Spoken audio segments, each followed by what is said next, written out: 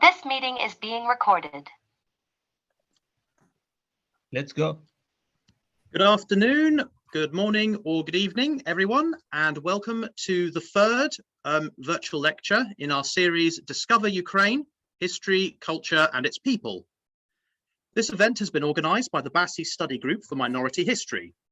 We would like to thank our partners, URIS, the Ukrainian Research in Switzerland Initiative, Universidad Internacional de Serena Vasa, Oriente Medio News, B'nai Brief Chile, and Círculo Israelite de Santiago for bringing this series to Latin America. Before we begin, please be aware that this is a fundraising event in support of Razom Emergency Response and its ongoing humanitarian relief work in Ukraine. Please follow the link in the registration page or on our various posts to donate.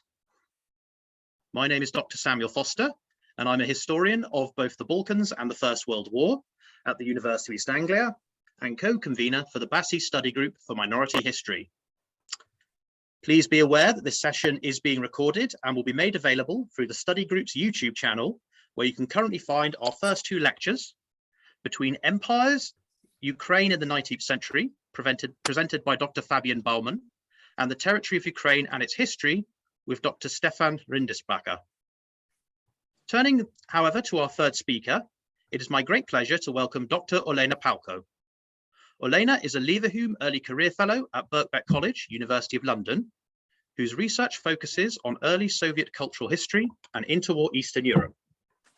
She was awarded her PhD from the University of East Anglia in 2017 and has held research fellowships at Humboldt University in Berlin and the University of Basel in Switzerland.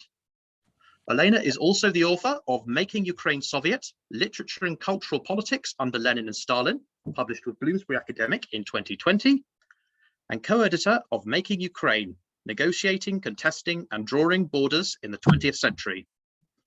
This will be forthcoming from McGill Queen's University Press in May 2022 at the time of recording. For this lecture, however, Olena will be exploring the many faces of Ukraine, Ukraine's ethnic diversity. Olena, thank you for joining us today. The floor is yours. Thank you, Sam, for this kind introduction, and thank you for agreeing to step in and help with the series. I'm very happy to see you all today once again at our lecture, and you can send questions either to me or to Sam or just in the chat, so we can discuss them after my presentation.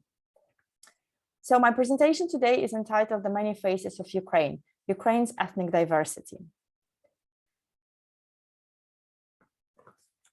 Just a second. The Ukrainian lands have always been home to multiple ethnic and religious communities. According to the last census conducted in 2001, around 14 million people, or 27% represented various ethnic minorities. More than 100 ethnicities live in Ukraine. The largest of those are Russians, Jews, Belarusians, Moldovans, Bulgarians, Poles, Hungarians, Romanians, Greeks, Tatars, Armenians, Roma, and others. In this lecture, I will briefly outline the history of those diverse communities and examine the challenges as well as strategies of the imperial Soviet and Ukrainian governments, which they faced when dealing with this ethnic and religious diversity.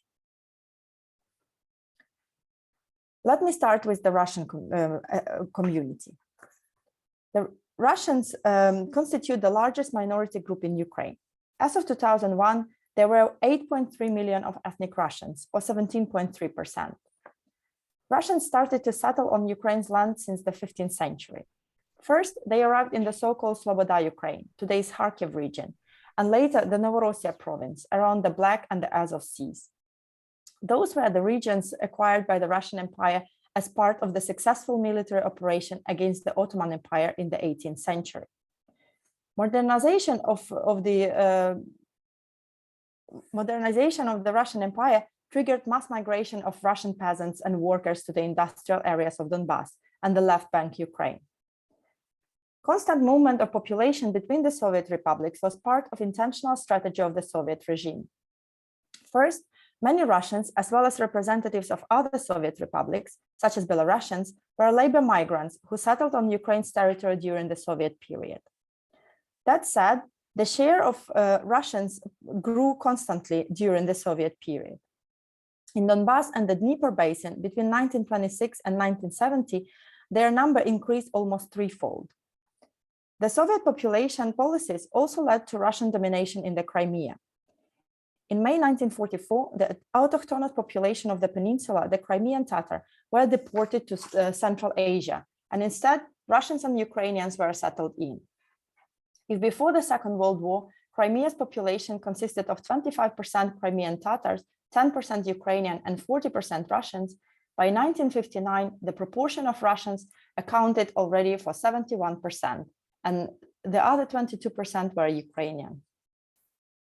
Many Russians were sent as teachers, party officials, military personnel, and so on to regional centers in Western Ukraine, such as Lutsk, Ivano-Frankivsk, Lviv, Rivne, and Ternopil, and decided to stay there after 1991. Today, the most Russians live in southeastern parts of Ukraine. Ethnic Russians constitute some 58% of the population of Crimea, 39% in Luhansk and Donetsk, 25% in Kharkiv and Zaporizhia regions. It is worth mentioning that ethnic Russians should not be confused with Russian-speaking Ukrainians. While the census accounted for 70% of ethnic Russians in Ukraine, the share of those Ukrainian citizens who consider Russian as their mother tongue is much higher. Based on the most recent polls, 37% of Ukrainian citizens speak Russian in private setting, with another 15% using both Ukrainian and Russian.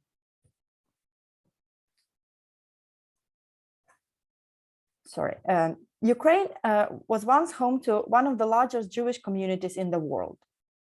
First Jewish settlements on Ukrainian land date back to the medieval times. In the 15th, 16th century, many Jews moved to Ukraine from Poland. In the Russian Empire, Jews were allowed to settle only in small towns, and their movement was strictly controlled by the authorities. In 1791, the so-called Pale of Settlement was approved, with the eastern frontier reaching Bryansk, Poltava, Luhansk, Mariupol line. Within the Pale of Settlement, 40% of Jews were involved in trade. Some 30% worked in industry. 5% were involved in so-called liberal arts professions, such as lawyers, doctors, artists, and so on. And only 4% were employed in agriculture. After 1917, Jews were also allowed to enter politics. The number of Jews on Ukrainian lands was constantly in decline. According to the first Soviet census of 1926, there were 2.7 million Jews within the territory of Soviet Ukraine, which at the time did not include Western Ukraine and Transcarpathia. Instead, the Ukrainian census of 2001 recorded slightly over 100,000 Jews. This dynamic can, of course, be explained by numerous Jewish pogroms, the Holocaust, and mass immigration, including that to Israel after 1947, and many Jews were forced to emigrate in view of prevailing Soviet state anti-Semitism. Today, most Jews live in big cities, such as Kyiv, Odessa, Dnipro, Kharkiv, and others.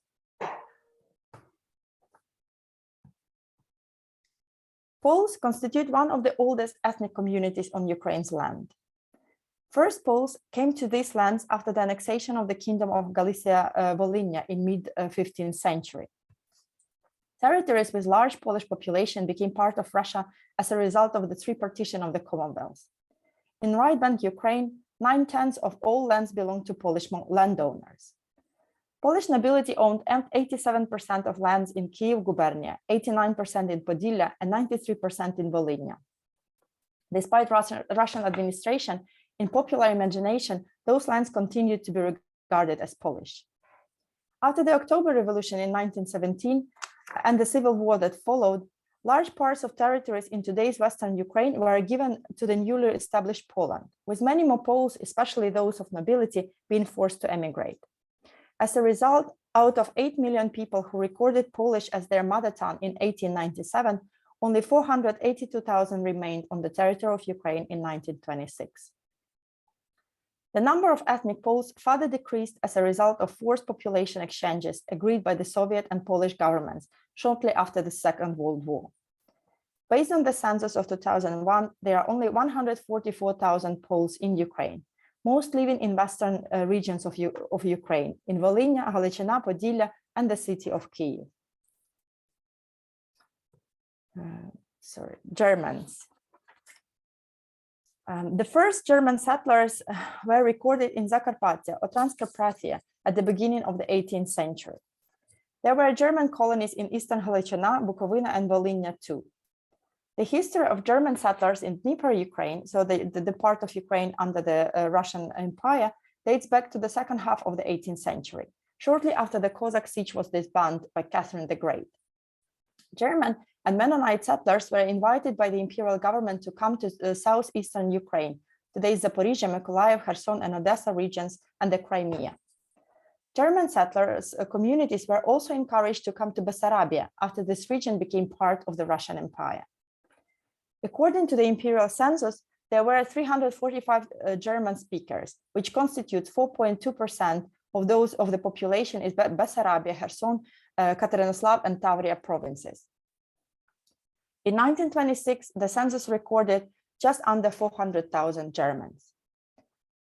Same as with other minority groups, since the mid-1930s, the number of Germans was constantly in decline. Many Germans, same as Poles, became targets of Stalin's purges. During the Second World War, most Germans were deported to the central regions of the Soviet Union. Around 350,000 Germans from the entire Soviet territory were left for the German Reich, as stipulated by the Heim in Reich policy. In 1991, many ethnic Germans from Russia returned to Ukraine, although most took the opportunity to go further west to Germany. Today, there are only some 33,000 Germans on Ukraine's territory. The largest German communities are in Dnipropetrovsk, Donetsk, Odessa, and Zakarpattia.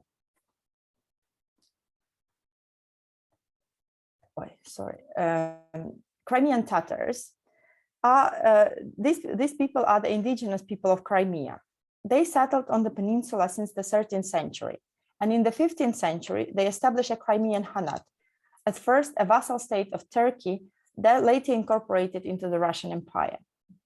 As repressions followed in the late 18th century, many Crimean Tatars fled to Turkey, Bulgaria, and Romania.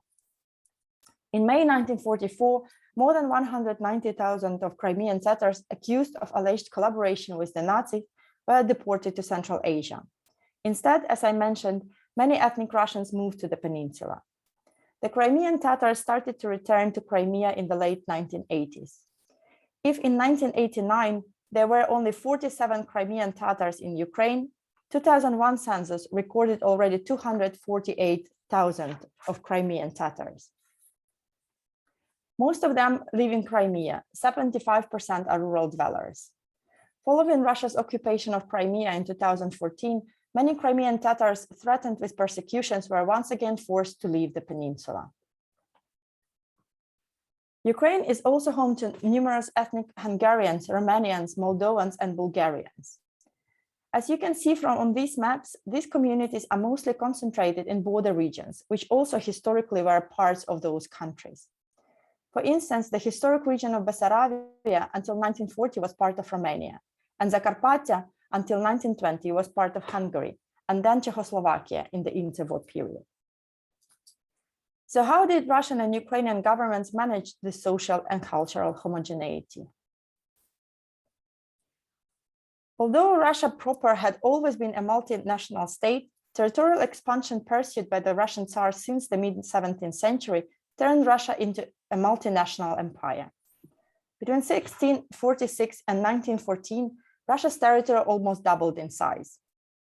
In the same period, its population increased from 7 to 178 million, turning the title nation or Russians into a minority. If we look at the Ukrainian provinces, the imperial census of 1897 recorded great linguistic and confessional diversity. At the time, across Ukrainian gubernias, some 17.4% spoke Malaruski dialect, which formed the basis of the modern Ukrainian language. 2.5 million or 10.4% Russian, and the rest, 2.7 million on 16.5%, comprised of various ethnic minorities, the most numerous of which were Jews, Germans, Poles, Tatars, Bulgarians, and Greeks. It is worth noting that the Russian Empire, despite the multinational complexity, functioned as a unitary state. However, it is possible to determine some general principles on which this diversity was managed. In general, before 1830, imperial policies towards minorities were tolerant and pragmatic. The authorities sought stability, as well as internal and external security. First, broad cooperation with non-Russian elites was encouraged, who as a rule were granted the status of nobility. If non-Russian elites were loyal, they were accepted as partners. One could look at the Ukrainian Cossack elites, who after the incorporation of left bank Ukraine were given equal rights to the Russian nobility. However, if those elites undermined or challenged the autocracy, the government interfered actively, using all means available, including military force. Second, the authorities encouraged assimilation and Russification of its non-Russian populations. There was no standardized approach to cultural and or administrative assimilation of minorities, however. The mechanism depended on the minority, or to be precise, the level of loyalty on the part of ethnic political elites to the central authorities. In this regard, Ukrainians and Belarusians were not discriminated in legal terms and were equal in status to Russians, seen as part of one nation, the Great Russians. For example, Atlas of the population of the West Russian region according to their face, compiled in 1864 by the Russian general, cartographer, and member of the Russian Imperial Geographical Society, Alexander Ritich, Belarusians or Belaruсы were labeled as, I quote, a variety or разновидность of the Russians, whereas Ukrainian, labeled as Little Russians or Malorosсы, were seen as one, I quote, the main tribal modification of the Russian people, or племенное видоизменение русского народа, end of quote. As such, these three peoples were often counted as one in the official statistics. Poles and Germans instead were treated with utmost suspicion, especially after the creation of the German Empire in 1871. And here you can see one of the pages from this atlas compiled by Ritich of the Kyiv gubernia, or Kyiv province. So the Russian Empire controlled the biggest share of the territory of the former Polish-Lithuanian kingdom. In 1830, in response to toughening censorship and centralization, an uprising broke out, spreading to the entire right bank Ukraine. In response, government policies hardened and became more irreconcilable. Yet only in Western regions, they took the form of repression aimed to liquidate Polish administrative and political autonomy. Lists for deportation to the Caucasus of some 5,000 Polish nobles from Podylia in the right bank Ukraine were made, although those actions were never performed. Instead, many were deprived of their nobility status, which they could not longer pass to their heirs. Supporters of the uprising were deprived of their lands, which was sold to Russian nobles. Until after the Second Polish Rebellion of 1863, repressions did not spread to the cultural and linguistic sphere, however. In response to the January Rebellion of 1863, about 70,000 persons were imprisoned and subsequently exiled in the Caucasus and the Urals. Poles were dismissed from civil services. Distribution of Polish books was forbidden. With the exception of religious instruction, all teaching in schools was to be conducted in Russian. Russian also became the official language to be exclusively used in all offices of central and local governments. Policies towards Jews also changed over time. As I mentioned, already since the late 18th century, Jews were allowed to live only within the Pale of Settlement. New restrictions on their movement were introduced under Alexander II, who became emperor in 1881. Jews scapegoated for the assassination of Tsar Alexander II were targeted in large-scale wave of pogroms that swept Ukraine. Altogether, pogroms took place in 166 Ukrainian towns, with thousands of Jews murdered or injured. In 1882, the temporary regulations were adopted, according to which Jews were restricted in buying or leasing land. they could not live in the rural areas, with the exception of rural Jewish colonies. Those pogroms triggered mass Jewish migration to Austria-Hungary and then to the US. However, you will hear more about the history of Jews in Ukraine in our next lecture by Jan Rybak. The national question became key during the revolution of 1905-1907. During this revolutionary wave, many ethnic groups started to organize themselves. In the Polish, Finnish, and Baltic provinces, calls for autonomy and freedom became frequent, demanding to lift restrictions on the use of national languages and culture. At the same time, the new wave of anti-Jewish violence rolled over Ukraine. Representatives of different national movements engaged in Jewish pogroms, possibly with government aid, when in total, over 3,000 Jews were killed. The February Revolution was welcomed by non-Russian ethnic and religious communities, who took an optimistic view of the provisional government, hoping that it would finally bring national and religious equality. However, the provisional government lacked decisiveness in breaking away from imperial centralizing practices. Following the abdication of Nicholas II, the representatives of pro-Ukrainian political parties and national activists in Kyiv established the Ukrainian Central Rada, a future national legislative authority, thus laying the foundation for the future Ukrainian statehood. On 7 November 1917, a creation of an autonomous Ukrainian People's Republic and its government, the General Secretariat, was announced. From the onset, the Ukrainian leaders declared their intention to act, and I quote, in solidarity with democracy of other nationalities, end of quote. So the Central Rada's third universal promised national cultural autonomy to Ukraine's ethnic communities. An ethnic quota was introduced, whereby 25% of seats in the Central Rada were reserved for ethnic minority representatives. In those localities where Ukrainian constituted a minority, this quota was raised to 35%, as in Odessa, for example. In August 1917, in the Ukrainian Central Rada, there were 104 representatives from the Russian parties, 50 from Jewish, 20 Polish, and 1 representative from the Moldova, German, Tatar, Belarusian, Czech, Bulgarian, and Mennonite communities. Furthermore, Russian, Polish, and Yiddish was recognized as official language, also represented on official banknotes. Their cultures were protected on the state level. These 3 ethnic groups were promised national personal autonomy, with other smaller ethnic groups having to collect 100,000 signatures from representatives of their communities to gain such a right. In addition, ministries for Jewish, Polish, and Russian affairs were established.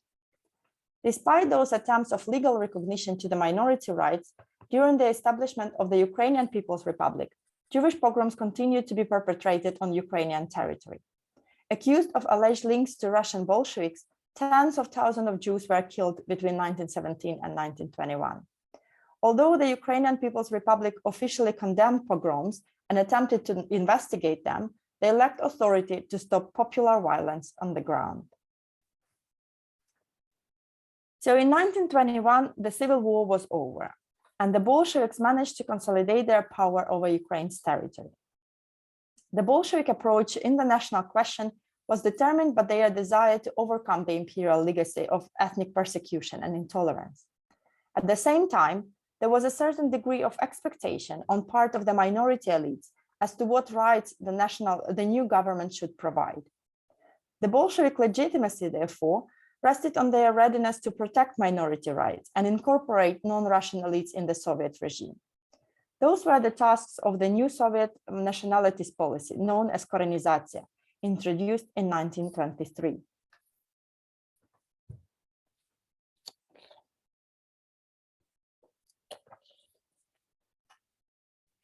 According to the first Soviet census conducted in 1926, 80% of respondents in Soviet Ukraine gave Ukrainian as their nationality. 9% Russian, 5.5% Jewish, 1.6% Polish, and 1.4% German. Less numerous were Moldovans, Greeks, Bulgarians, Belarusians, Czech, Tatar, Gypsies, and Armenians. During the 1920s, minorities were to get full state support in order to draw them closer to Soviet regime. This program included a unique set of policies and initiatives toward national groups designed to provide each ethnic community, no matter how small, with equal access to state and party institutions, judicial defense, and education in native languages. Overall, the Soviet experiment was meant to allow each ethnic community to perform their belonging to the Soviet state by displaying linguistic and cultural particularity. This formula was encapsulated by Stalin as, I quote, national informed socialist in content, end of quote. I will refer to the example of the Polish community, which is my specialism, to demonstrate how the Soviet minority policy worked in practice. According to the 1926 Soviet census, 48% of Poles from the Soviet Union lived in Ukraine. And the total Polish population there was 476,435 people. In Belarus, their share was slightly higher, just under 2% of the total population. As I said, since the imperial times, Poles were deemed hostile to the central government. The descent of the Polish population became especially threatening after the coup of Józef Pilsudski in Poland in 1926, when the Soviet leadership started preparing for war with Poland, which felt imminent. In this situation, the central leadership initiated the campaign to Sovietize the Poles of the Soviet Union, to create so-called Red Poles, loyal to the Soviet government and hostile to Poland. There was even a special organ established to supervise Polish affairs in the Soviet republics, the so-called Polbureau, the Polish office under the Department of Propaganda and Agitation, which was part of the Communist Party Central Committee in respective Soviet republics. This party organ was tasked to supervise all Polish initiatives and to make sure that their content did not distort the party line. Poles, as other ethnic communities, were encouraged to form national village councils. That is, members of one ethnic community in local elections would be able to elect their ethnic representatives to manage local community affairs and establish a national collective farm, or kolkhoz. By 1929, 150 Polish national councils were created across Ukraine. In places of most compact settlement of national minorities, the creation of separate national region was envisaged. And here on this map in red in the west, you see the Polish autonomous district, and its enlarged map, although in Ukrainian, is on my left. In 1925, the first and only Polish national region in Soviet Ukraine was created in Volhynia province, some 120 kilometers east from the Polish border. In fact, there were plans to create the second Polish minority, Polish district around the village of Greszczany in Proskuriv Rayon. However, these plans were subsequently abandoned in view of changes in Soviet minority policy. The Polish autonomous district in Volhynia occupied an area of 650 square kilometers, with some 42,000 inhabitants, out of which just under 70% were recorded as Poles. The center of the Polish region was in Dobysz, soon renamed Marchlewsk, to commemorate late Polish Bolshevik Julian Marchlewski. It is important to note that, as in the case with other national Soviets, the Polish makeup of the region was manipulated from above. The territory around Dobysz or Marchlewsk was dominated by isolated homesteads, so-called hutir. And in their strive for ethnic homogeneity, some 30,000 assumed Poles were brought closer together. The Polish region was established in economically and socially backward area. It was far from the railway. There was no telephone or telegraph. The only industry was a ceramic factory opened in 1840 that renewed its activity in 1922. By 1925, the area remained predominantly peasant.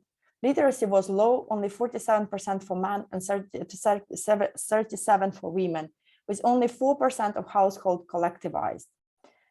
It was the lowest out of all national units. Nonetheless, the region was the most important object of Soviet anti-Polish propaganda. Jan Saulewicz, himself a Pole, who was a deputy head of the Central Committee of National Minorities, which was an organ established under the All Ukrainian Central Executive Committee in 1924, underscored the importance of national autonomous region for wider Soviet strategies. During the 5th anniversary of the establishment of Marchlewsk, he declared, and I quote, "Situated in the Polish-Ukrainian borderland, the Polish district is a living example of how contrasting the policies in the capitalist Poland are. It serves as a constant reminder of the political persecutions of the Ukrainians and Belarusians in Poland. The establishment of the district became one of the main factors to draw and engage the masses of Polish peasants into socialist building, gain their devotion to the common cause of the motherland of all the workers, the Soviet Union." End of quote. Satisfying national cultural rights was seen as key to Sovietizing Poles. In total, in 1930, across Ukraine, there were 381 Polish schools. There were 2 pedagogical, 4 agricultural, and 1 industrial vocational school, known also as Technicum. They were established to prepare educated Polish cadres. Kyiv was a center of Polish culture. There, a number of cultural institutions were established, such as Polish Institute for Social Education, Polish Pedagogical Institute, day and evening Polish workers' faculties, labor school, Central Polish Library, Polish Central Workers' Club, Institute for Polish Culture, and so on. Kyiv was also an important publication center. 3 main Polish language newspapers, and you can see them on the slide, Sierp, Głos Młodzieży, and Standard Pionera, were published there. Also, there were 2 publishing houses, Trybuna and Держнацмен Видав, or State Publishing House for Ethnic Minorities, specializing in publishing books in minority languages. There was also a Polish drama studio established in 1926. Its task was to prepare cultural managers and heads of drama circles, not only for Ukraine, but also for Belarus and Russia. They also worked on creating Polish language plays. In 1929, Polish Drama Studio was transformed into the Polish Theatre Workshop, and in 1930, it became the first state Polish theatre. In 1933, there were 144 troupe members performing some 160 plays annually all over Ukraine. If we turn to Marchlewsk, by early 1930s, the Soviet minority policy had achieved some significant quantitative results. 4 big factories and some smaller industrial enterprises, such as for glass, ceramic, and pottery, were established. There were 89 schools and 37 reading rooms, 4 clubs, and 21 collective farmers' houses. As well, there were 4 stationary and 5 moving cinemas. There was also a local newspaper, Marchlewszczyzna Radziecka. Finally, a telephone line was established. 69% of households were collectivized, a significant increase from those 4% just 5 years ago. The Soviet minority experiment was meant to solve the Soviet nationality problem once and for all. It was believed that once diverse communities receive limited cultural protection, they would also accept the Soviet regime and would become eager builders of communism. In reality, however, beyond those promising numbers, local communities continued to hold strong to their hybrid identities and local cultures. They preferred to stay away from the party and ignored its initiatives. They did not want to join collective farms and continued to distrust the Soviet regime. Moreover, the Soviet experiment created a strong link between identity, administrative control over territory, access to state funding, and most importantly, land ownership, thus only exacerbating ethnic tensions. Within less than a decade, the Soviet authorities would come to abandon its strategy of ethnic proliferation and instead start using those state-imposed national categories against their bearers, subjecting entire minority population to Russification and assimilation, ethnic terror, and deportation. In the wake of the Great Terror, deportation of ethnic population intensified and were often accompanied by mass execution. On 5th of March 1930, the party Central Committee authorized the deportation of 15,000 rich peasants known as kulak from Ukraine, with the added stipulation, I quote, in the first line, those of Polish nationality, end of quote. This was followed by a deportation of some 10,000–15,000 Poles from the border regions to mainland Ukraine in 1935–36. And a year later, the first wave of Poles from Zhytomyr and Podolia regions, 36,045 people in total, were deported to Kazakhstan. In total, across the Soviet Union, in 1937-38, almost 140,000 Poles were arrested, out of which 111,000 executed. In the so-called German operation, almost 57,000 ethnic Germans were arrested, of whom almost 42,000 were shot. Those Polish and German operations provided a model for other national operations organized by central government, such as Korean, Chinese, Afghan, Iranian, Greek, and so on. In the Great Terror, about 1/3 of the total victims, or 800,000 people, were arrested, deported, or executed on national grounds. Those purges escalated even further during the war years. Almost 82% of the Germans in the Soviet Union were deported.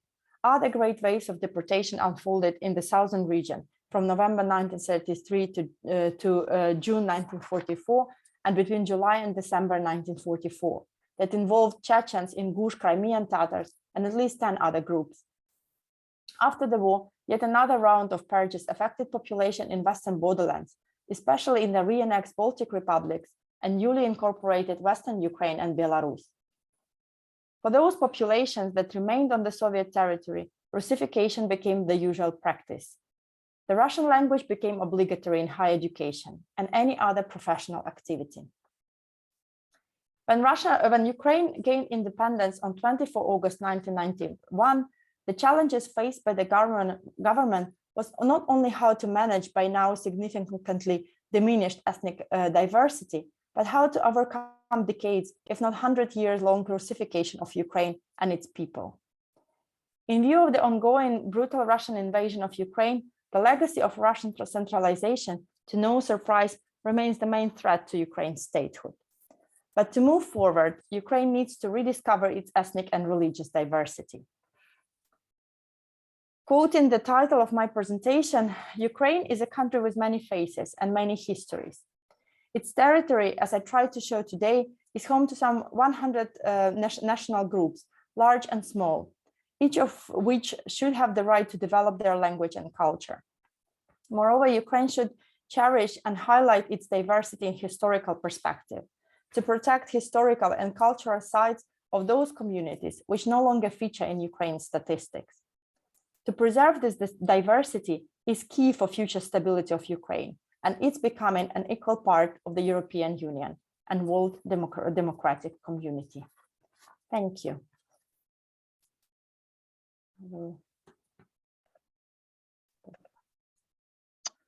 Thank you very much, Olena. Okay, so we'll now move on to questions. Just so everyone's aware, you can ask Elena your questions directly over Zoom, or you can just type them out and send them to the chat, and I will read them out for you. Okay, so we already have a number of questions in the chat. However, before I read them out, does anyone have any questions they'd like to ask Elena directly? No? Okay, then I'll go to our first question. We have Natalia. Sorry, Sam. Okay. Natalia. Oh, yeah. Natalia. Sorry, Natalia. Please go ahead. Also, can I just remind everyone to please stay muted whilst someone's asking a question? Thank you, but I thought that I certainly was not the first hand up. So I would hate to abuse the fact that somehow I'm up there in the square, but I can go ahead, of course. I didn't see any other hands, so okay, sorry. There was someone who has their hand up, but they seem to have left now. So please go ahead, Natalia. Okay. So I will. Thank you so much. And I have two very specific questions because I'm still processing all these fascinating facets. And as Elena knows, I had the pleasure of listening to her lecture that is somewhat intertwined with what she shared with us here. So I'm two questions that you can take wherever you want or ignore. One is a question of class. Especially early on in the Soviet context. And you talked about Poles and Ukrainians both today in a previous lecture. I wonder, is this really a fully sort of peasant population, or is there some kind of, a slight sense of noble origin that Poles might be cherishing as part of their identity? And then I wonder if I didn't mishear that one of the Polish autonomous spaces that was planned was Proskurów, did you say? Proskurów? Yeah, So, it was in the Proskurów region. Hrychany is actually in the region, but no, okay. So I Well, wonder, well- but this of course raised to me a question of how post World War I and civil war and violence plays into this ethnic map that is so dynamic due to Soviet policies, but how much the violence early on shapes this project. But again, take it wherever you want for what you shared. Thank you so much. Yeah, thank you. So the question of class, and again, yeah, because you know better my work, right? The case studies, the examples that I brought in, they are from the Volhynia gubernia. So this was a mostly peasant population, but obviously there were other Poles, not only peasants, but those were mostly in cities, right? So Kyiv was obviously the big Polish center with, like the main Catholic churches, those people who were in those theaters, who created and established those institutions, and so on and so on. So obviously there were also, like urban Poles which lived in cities, but really they don't feature that much even in the documents, because they didn't pose the challenge, right? That the challenge was how to categorize, how to basically to tell apart communities. But they were Poles, they knew it, and there was no question. Yes, exactly. So they were, it was easy to tick the box, but and there were town Soviets for those kind of towns, and in the cities it was a different system. So it was just, they were not part of this policy of creating village Soviets and administrative districts and so on and so on. And Hrychany actually is a very interesting case, because Hrychany is historic. It's just outside Khmelnytsky, so just outside, like Proskurów, which is now Khmelnytsky. And this is one of the very big villages, and historically has been a Polish village, right? So I cut out the statistics because I thought it would be very very hard to comprehend. But it's like 95% of the population was Polish, right? So this is why it was chosen as a center for the Polish community. And I understand that you refer to Proskurów was a big Jewish center and so on and so on. So how does it play? But again, we speak about like a village against the cities, right? We know that a lot of Jews lived in towns, in cities. They didn't really live in the rural area. So it's just a class definitely played a role here. And I'm sure that this violence just 10, 20 years ago, it was really felt there, but not in those, I guess, communities, the rural. No, that's fascinating. It actually really, because I'm used to look more through the urban lens, and this shows how much we gain from putting on different pair of glasses, and how the picture might change. Thank you so much. Thank you very much, Natalia. Sorry, Sam, just to say that I guess that, the fact that so many Jews, there were pogroms, the possibilities, right? Career opportunities opened up. So a lot of Poles basically moved to cities and occupy those positions, right? That became available. So I think it's interesting to look at this dynamic, and yeah, I should do it too. There's Pierre, Sam. I'm sorry, I don't want to. We do have quite a lot of questions in the chat, so if it's okay if I just read out a couple of them first before we take Pierre's question. Yeah. Okay. So this first one. Sorry, Pierre. It's just these questions were posted quite early on in this talk. So we have a couple of questions here. One is from Manuel and Marcella Klein, who've both pretty much asked the same question. So I'll just read out Manuel's, and then I'll also do Marcella's as well. So from Manuel. Oh, sorry. Why are the Jews classified as a nation or ethnic group? Why are Ukrainians ethnically distinguished from Russians? I thought we talked about how they are both Slavs, ethnically speaking. So that's one question. And then the next one from Marcella is, I think she may have, she says pretty much the same thing. Why are the Jews not counted as nationalities or ethnicities in Ukraine, the same as Russians or Belarusians? Aren't they a religious group rather than an ethnic group? Is it not possible to be a Jew and a Belarusian? And why are Ukrainians and Russians numbered as distinguished as two types of ethnic groups? Aren't they both Eastern Slavs? So Elena, do you want to come back on that? I guess the question why Jews are featured in the same line as Poles, Ukrainians, and so on, and perhaps Jan would be able to explain this better. But this is a very typical approach in the Russian context, because Jews were so in the imperial context there were two different categories: Yiddish speakers and Jew, and so basically by language and by religion. But later on in the Soviet context, religion did not feature. So Jews were seen as just another ethnic groups, same as Belarusians, Ukrainian, Russians, and so on. And they had a language which was Yiddish.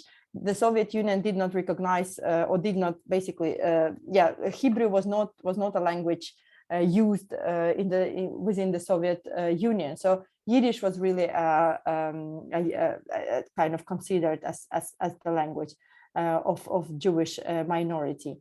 And Jan, I see that he already raised his hand, so he might have something to contradict. And but really, Jews were just seen as yet another ethnicity and nationality written in the passport. So you could be a Ukrainian Jew, Ukrainian as a citizen of Ukraine, but at the same time your ethnicity could be Jewish, same as Polish or Ukrainian or Russian. So it was just a distinction because, yeah, it just was a Soviet basically approach used. But Jan might have something to say. Is it not? I just have a question that builds on that, but Pierre. Okay. If we could maybe let Pierre ask his question first, because he has been waiting. Okay, thank you. Hi, Sam. Hi, Olena. Thank you very much for this very interesting presentation. Olena, I wanted to ask you a question about Poles today in Ukraine.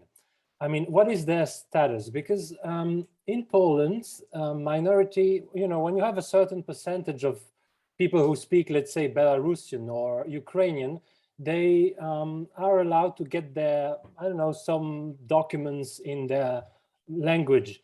Is there something similar in Ukraine? I mean, maybe, I don't know, maybe you don't know, it's very specific, but I am simply curious, about the status of the Polish community in today's Ukraine. Well, I sort of know it firsthand because I myself consider, I'm considered to be part of the Polish nation because my grandfather was Polish, so I can kind of prove the Polish ethnicity, so to say.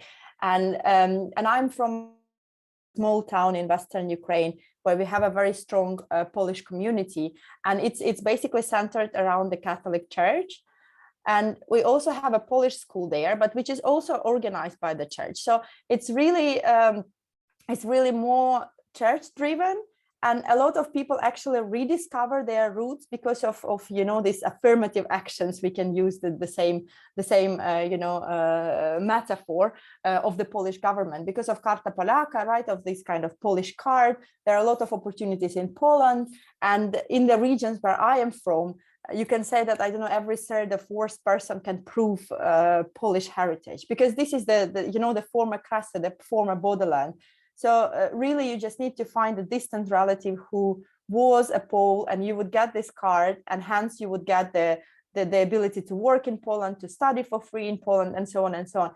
And actually, these affirmative actions, again, of the Polish government, they increase the interest in learning Polish and so on. And so I would say that it's not like Ukrainian government supported and driven, but it's really Polish government supported through the Catholic Church, which basically organize these school trips to Poland and so on and so on. And it might be different in other regions of Ukraine, you know, which are further away or have less historical heritage and link to Poland. But really is like the government centrally recognizes, you know, that the right that everyone should have access to their schools and so on and so on. But I don't think that there are, you know, any documents that would be issued in the Polish or Bulgarian or Romanian language.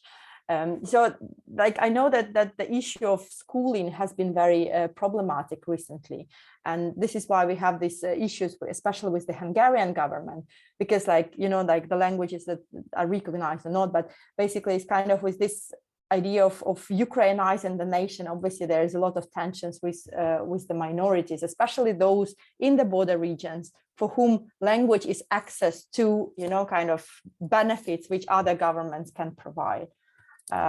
So yeah, this is what I can answer, but I'm kind of out of the context for so long that I might not know the peculiarities. I understand, but it's very interesting. I mean, actually, the language question is something that is very interesting to me, because, you know, I come from Belgium, and their language is kind of the national obsession. So yeah, but thank you. You answered my question. Thank you very much, Olena. Thank you. Thank you.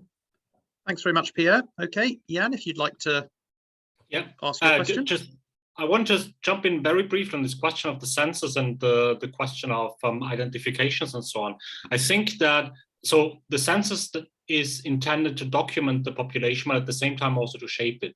So all these answers that we're getting about nationality and language and religion and so on, they're not necessarily what people think about themselves. These are the options that bureaucrats give people to choose from. And people can always only, or in the vast majority of cases that I'm aware of, can only choose one. So if they're asked for their language, they might be multilingual, but they have to choose one. So they have to choose Yiddish if Yiddish is an option. So in East Galicia, for example, Yiddish wasn't an option that could be chosen in the census. Yeah? So people would say Polish or whatever other language they would have, would also be able to shape. So I think it's important that this is this data, which is very often the only like really quantitative data that is available to us. So it's really important for us, but it's not created by the people themselves. It's coming from above. Long sentence. My question would be, why? So why have these very diverse regimes? I mean, what could be more apart or seemingly more apart than the Tsarist regime and the Bolsheviks? Why are they also interested in having these seemingly clear-cut national categories to work with? Why are they insisting on giving them only one option to choose? So I am either a Ukrainian or Russian or a Belarusian or whatever. Why? What is in the governments that this is such an that they want to do that? Thank you, and this is very good question. First on the options. So in the main difference between the imperial and the first Soviet census is that the imperial census, you had a kind of like an official who was putting crosses, you know, who was asking questions, you know, who was telling people what options were there. But he was asking for language, religion, and social state. There was no category of nationality, right? So people could say that my language is, say, I don't know, Yiddish, but I am a Catholic. I mean, it's not possible, but you know what I mean? It's like they could mix. I was actually looking for Orthodox Polish speakers, and the number is very marginal, but it exists. So, you know, like all those kind of untypical pairs, they do happen. But in the Soviet census, they introduced for the first time this category of nationality, nationalность or ethnicity. Yeah, I think it's kind of more in the English language, it's more as an ethnicity. And they actually, this census was based on self-determination. So the census taker was not allowed to intervene unless the person was confused and was saying, I'm a Catholic rather than I'm a Pole, for instance. But obviously, and this is the problem with the census is something that I examined. This is the paper that Natalia referred to today. I was kind of trying to problematize that indeed the category comes first. We have the numbers, but what is behind those numbers? Who are the peoples? And I can actually send you that paper if you wish, and we can discuss it. But the question is why? Why to strive for these clear-cut categories? And it wasn't the case in the imperial census, because, you know, they just had, you know, this mosaic of languages, is like a state and religion, and then they were trying to interpret it. It wasn't really the case of categorizing, having these categories. But for the Soviet Union, it was very important. Why it was important? Because they were looking for order and control. And in order to control, you need to standardize population, right? If you have clear categories, you can know how many people, you know, need a Polish language book, need a Polish language school, should vote in these elections. And if you don't vote, you basically know, you know, like for whom to come, because like it's basically just dividing the population into smaller units, which are easier to control, right? And this was all about modernization, like how to bring people, you know, how to educate people quicker. So the idea was that it's better to, or it's quicker to educate in like kind of their mother tongue. The problem is that for many of those people, especially for Poles, they were so assimilated they didn't speak Polish. So they were kind of forced to speak Polish, although they didn't speak like forced to learn Polish, although they didn't speak Polish. This is what I want to say. And this is just a matter of really kind of standardizing the population and devising policies that would make them quicker to become Soviet quicker, basically, right? That the idea that they would read Lenin in their minority language, which hence they would grasp it quicker. And this is why, right? And this is why it was not possible or allowed to be a Polish and Ukrainian, sorry, because then you are in two categories. And if you are in two categories, how, you know, like how can they reach to you, basically?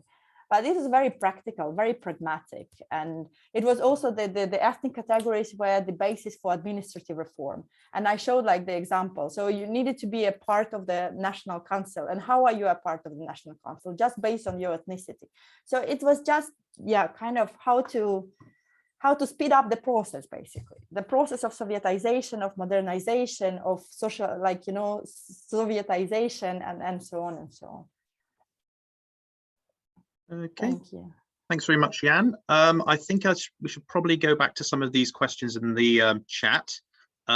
This one, I'll read out two of them, Elena, and you can respond as you see fit. So this next one is from Konstantinos Konstantinou. I think you may have actually covered quite a lot. You may have actually already partially answered this in your last response, but do we know the reasons as to why so many people who I presumably saying today identify as ethnic Ukrainians still use Russian as their mother tongue? And another one here from Steve Barnes. The numbers presented on the slide for the national operations, was that for the numbers you presented on that slide of national operations, was that USSR wide or just focused on the Soviet Ukraine? Yes, thank you. So the question of the language, Konstantinos, of Russian speakers is really, I mean, this is just a kind of imperial and Soviet legacy that so many people, because there was so much population movement, plus since after the Second World War, there was an enforced Russification of the population. So like the higher you were allowed to study at school in Ukrainian, but if you wanted to get a higher education, it would only be in Russian, for instance. So all paperwork would be in Russian, and so on and so on. And this is just as a basically imperial and then Soviet legacy, the legacy of decade-long Russification, when people were forced to switch to Russian. But also there is a case of cities versus like rural or the countryside. Even when you look at the east and the south of Ukraine, many people in villages will speak the mixture, which is more Ukrainian than Russian. But then in towns it's just more Russian. Also, this is just kind of historically like this, because it was like this from the imperial times, that cities were the centers of Russian culture. And So basically, it's just a result of this century, a decade-long Russification, and then obviously until 2014, Russian TV, for instance, Russian books, Russian press, they were dominant in Ukraine. So people would most probably read or listen to news in Russian or watch films in Russian and so on and so on. It's just after 2004 and then 2014 that there were more efforts to create Ukrainian cultural products, for instance. So people would, kind of prefer or tend to accept or kind of turn to Ukrainian culture rather than Russian.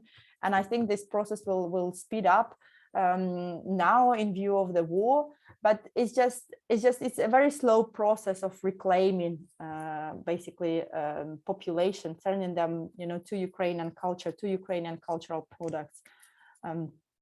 And so on. I don't know if I answered your question. And the second question was about the ethnic operation. I think I saw the question. I cannot see. Yes, about other Japanese soldiers. Yes, definitely. There were so many other communities. I just picked, a few which were relevant to Ukraine, but the numbers are Soviet-wide.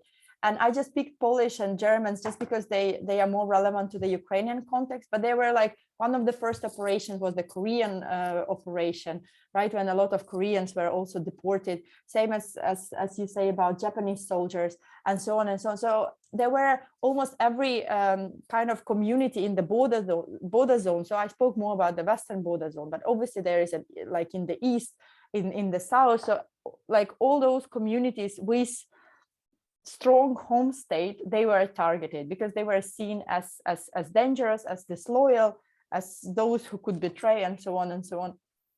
So this is why I just didn't include them on the slide, sorry, but yes, there were a lot of really these ethnic communities that in the 1930s were deported and arrested and executed and so on.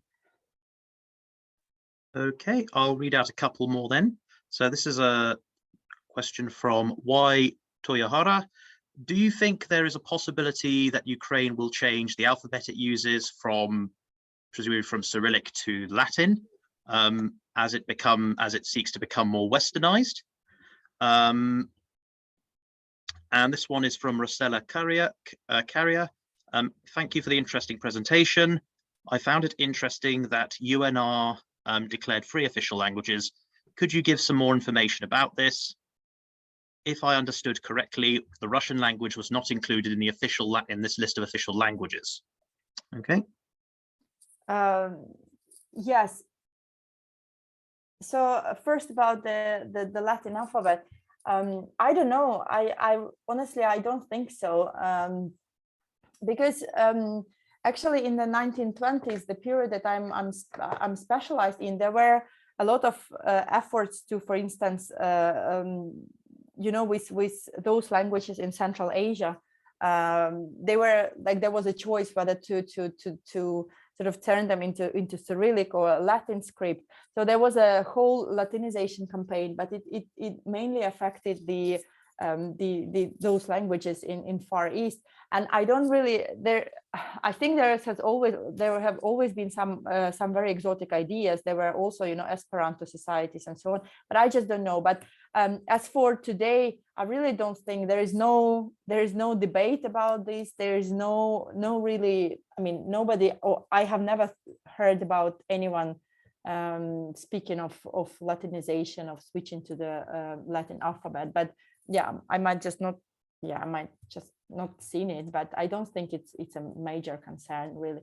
And about the UNR, about the Ukrainian People's Republic, I think maybe I didn't say it, but I think Russian was also an official language, because Russian, same as Jewish and Polish, they had very equal rights with the autonomy, with the like ministry for their minority affairs. But to be honest, because I focus more on the Soviet period, I know less of the Ukrainian People's Republic minority policies, and this is something that I should perhaps look more into. But it was also a very short period. So unlike with the Soviet regime in the 1920s, this republic really had months, sometimes weeks, right? Because like the territory they controlled, it kind of, the border fluctuated all the time. This is also the period of the Ukrainian Soviet war. So as the Soviets were approaching from the east, they took Kharkiv and they were moving west. So the People's Republic was retreating. So they didn't really have enough authority or legitimacy to implement any of those declarations. And that's why it would be interesting to study more their policies and how it worked in practice. And actually, I could refer you to the project run in the University of Vienna by Boris Kutzmany, who is looking at national cultural autonomy, and the Ukrainian People's Republic is one of the case studies. So definitely people who work, with in that project, they would be able to answer this question better, and perhaps some publication from that project too. Okay, thank you very much, Elena. I think that's pretty much it for the questions now. So we'll leave it there then. If we could just have another round of applause for Elena, please. Thank you very much. For an absolutely fantastic lecture. Just before we go. Sorry, Sam, there is a quick question. Oh, yep. We have one more question. Oh, okay, I'll just read this out. Someone has shared the screen. If you can, yep. Patricia, I think you shared the screen. So anyway, I will answer the yep. question. Yeah, how it's changed. Reducing the identification. I think it's kind of, again, as I answered to Pierre's question, is it really matters, and I think it was the same in the 1920s, and it is the same nowadays. The question is whether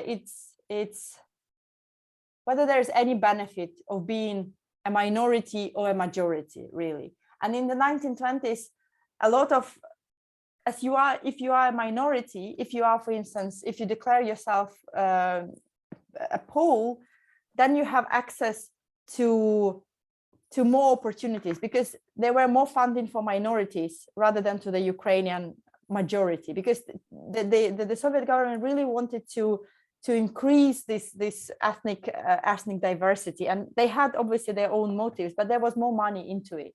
And that's why, sometimes it was you could get better jobs or quicker promotion opportunities as a representative of a minority rather than a majority.